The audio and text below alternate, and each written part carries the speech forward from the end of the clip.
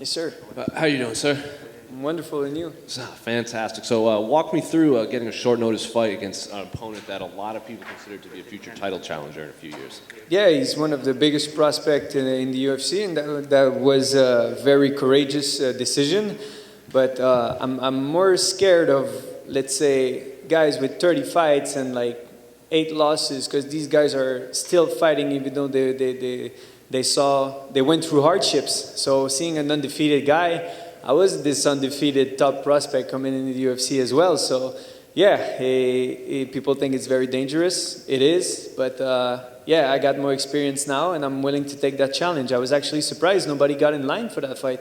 Like, Topuria is a very fun fight to watch, fun fighter to fight.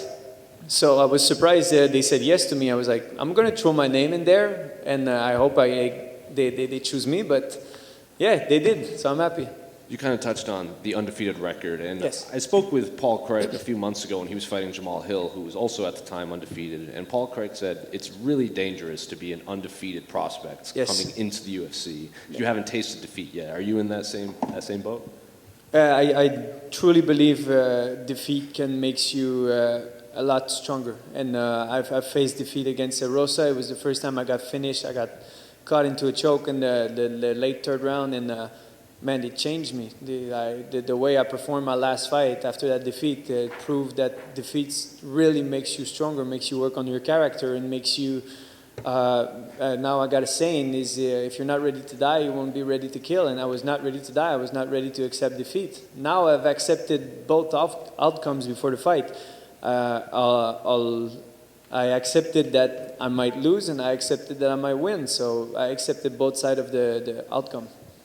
His big phrase that he uses are, there's levels to this, and yes. He's on a different level than you. So have you been impressed with what you've seen from him inside the octagon?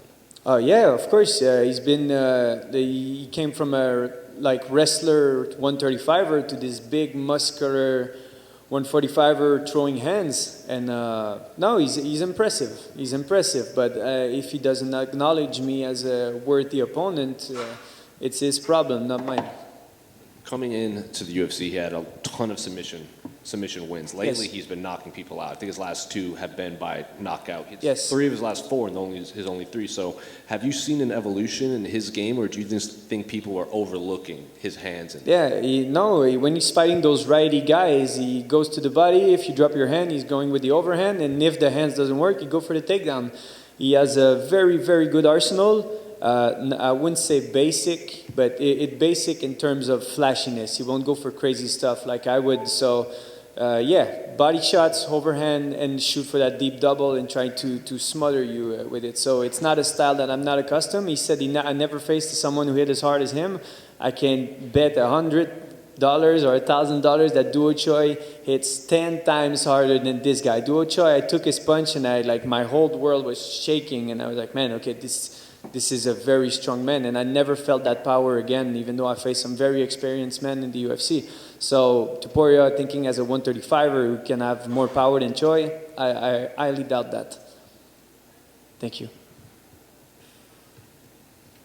Charles, over here. Your last fight finished on a very high note for you. Yes. It wasn't a finish, but you got the knockdown at the very end. Yes. How much did that experience really motivate you for the new year, especially when you're taking this short notice fight? You have the momentum. So how does that one knockdown that you had of Ewell at the end sort of encapsulate your attitude now? I don't want to sound cocky or anything, but for me it felt like a finish. He was down, he didn't want to get up right away, so he was a defeated man that I simply couldn't finish before the bell, and I felt it during round 2, and this is something I don't think I'm going to face in Topuria. Ewell was just surviving in there, and he was not attacking. That's why I was screaming and trying to overdo it, and when you hunt too much the knockout, you're not going to get it, and that's one error I made. But Topuria, I don't think he's going to back down. I think he's going to hit those kicks, and he's going to keep fighting. So that's why I'm very curious about the outcome of this fight. I'm sure he's a very, very tough man. But yeah, that's what makes this fight so interesting. People are calling this the biggest MMA fight in France because of the main event between a French national and Francis, who was in France. You're not French, but you are French Canadian. So how much does that motivate you, knowing that you are going to have eyeballs of France watching you as well. It's incredible. On Instagram and social media, you can see your statistics of your following, and a big part of my following is from France. So this is big for me. I just talked to Cyril because if you guys don't know, I was a TKO champion just like Cyril was. So we grew up in this, not grew up, but we started our career in the same promotion in Canada, and we both become champion over there. I'm not comparing myself to him. He's 10 times, if it's not 100, better than me. But no, it was good. It was good seeing him and seeing all the attraction that the European market has on this fight.